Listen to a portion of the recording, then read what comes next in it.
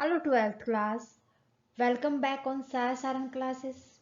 Student, मैं आपके सामने फिर हाजिर हूँ अकाउंट की एक और न्यू क्लास के साथ।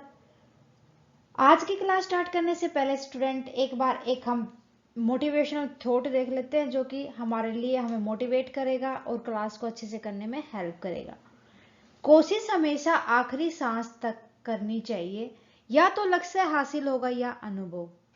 कि हमें कोशिश नहीं छोड़नी चाहिए।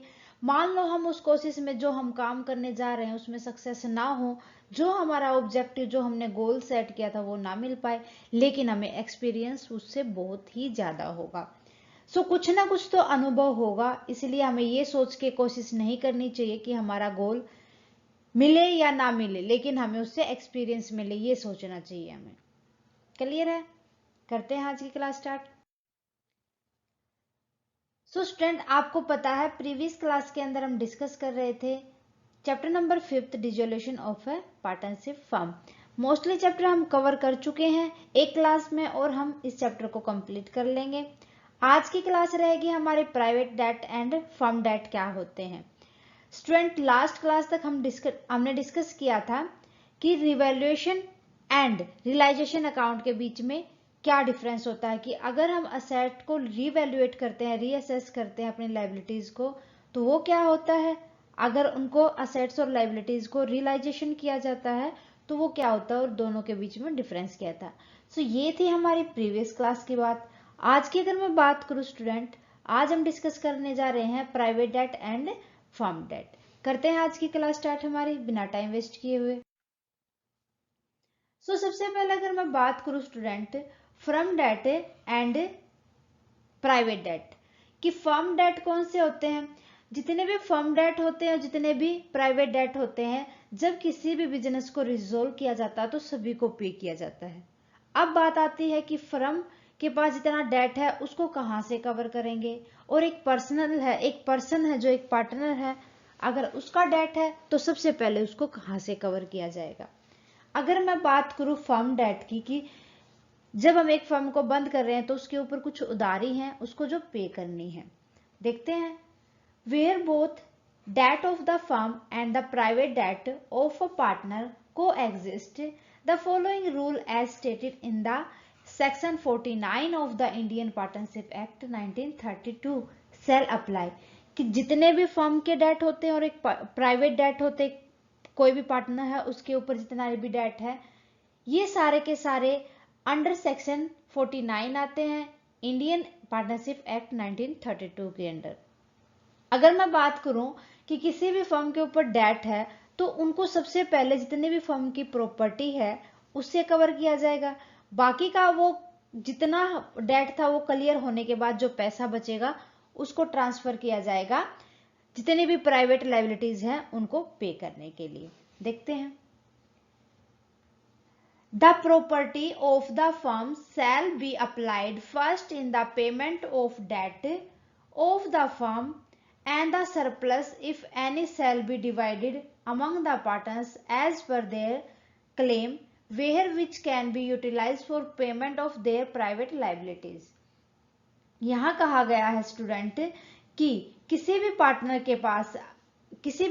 पार्टनर का अगर कोई भी उधारी है उसके पास, तो उससे पहले जितनी भी फर्म की प्रॉपर्टी है उससे उस फर्म का जो डेट है वो क्लियर किया जाएगा। आफ्टर दैट अगर कुछ बचता है तो जितना भी एक पार्टनर के ऊपर डेट है उसकी जो लाइबिलिटीज है उसके लिए उस पैसे को, उस प्रॉपर्टी को हम यूटिलाइज करेंगे। The property of the sale be applied first, यहां पर कहा गया है ना कि जो प्रॉपर्टी है फर्म की वो फर्स्टली अप्लाइड की जाएगी, कि फर्म के डेट है जितने भी उनको पे किया जाए। ठीक है। अब बात करते हैं प्राइवेट डेट की। अगर मैं प्राइवेट डेट की बात करूं तो ये डेट होंगे एक पर्सन के ऊपर जितना भी लोन है, पर्सनल लोन आ जाता है इसके अंदर। एक पार्टनर है, मान लो उसको 1 लाख का डेट है उसके, वो उसको पे करने हैं। सबसे पहले तो ये 1 लाख पे किए जाएंगे उसकी प्राइवेट प्रॉपर्टी से। आफ्टर जो बचेगा पेमेंट करने के बाद, अगर कोई भी फर्म की असेट बची है तो वहां से पे किया जाएगा। क्लियर है। अगर पे एक पार्टनर के ऊपर लोन था 50,000 का, उसके पास सरप्लस था